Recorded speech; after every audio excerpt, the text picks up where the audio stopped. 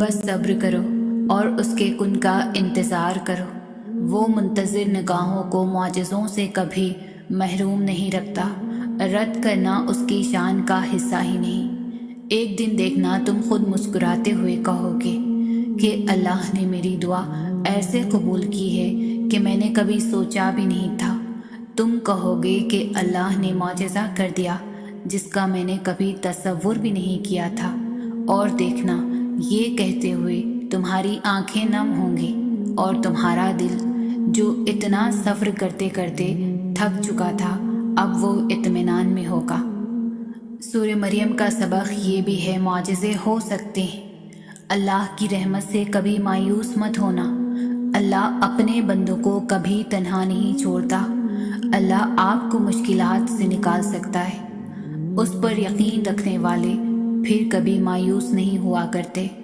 اس پر یقین رکھنے والوں کے لیے پھر معجزے ہوا کرتے ہیں۔ صبر کرتے ہیں جو پھر ان کی اس چاہ سے بھی بہترین نوازا کرتا ہے کہ رب سے محبت کرنے والوں کے دل رب پہلے سے بھی مضبوطی سے جوڑ دیا کرتا ہے۔ بس تھوڑا سا صبر اور کر لو۔ دیکھو یہاں تک بھی تو صبر کیا ہے نا، تو تھوڑا سا اور سہی۔ ہو سکتا ہے وہ تقدیر بدلنے والا لمحہ بس سامنے ہو سکتا ہے بس اگلے قدم پر ہی معجزہ ہو جائے۔ کیا ہوتے ہیں معجزے؟ جو ناممکن کو ممکن بنا دیتے ہیں وہ ہوتے ہیں معجزے۔ کب ہوتے ہیں معجزے؟ جب ہر امید ختم ہونے کے باوجود بھی انسان اپنے رب کی قدرت پر یقین رکھتا ہے، تب ہوتے ہیں معجزے۔ کن کے لیے ہوتے ہیں معجزے؟ تمہارے لیے ہوتے ہیں معجزے، ہم سب کے لیے ہوتے ہیں معجزے۔ معاملات جتنے بھی خراب ہو چکے ہیں، مشکلیں جتنی بھی بڑی نظر آ رہی ہیں، آپ کے رب کی قدرت سے باہر نہیں کچھ بھی ابھی بھی۔ جب پیاس کی شدت عروج پر تھی تب ہی زمزم کا معجزہ ہوا تھا۔ تکلیف کا بڑھنا اس بات کی دلیل ہے کہ آسانی اور سکون بہت قریب ہے۔ دعا نہ چھوڑو، یقین نہ چھوڑو، معجزے ہوتے ہیں، معجزے ہوں گے۔ خوبصورت کہانیاں حقیقت یوں ہی نہیں بن جاتی، ان میں صبر، توکل اور دعا بے مثال ہوتی ہے۔ آسمان سے نزول معجزوں کا ہوتا ہے جب ہر تکلیف، غم، دکھ مٹا دی جاتی ہے۔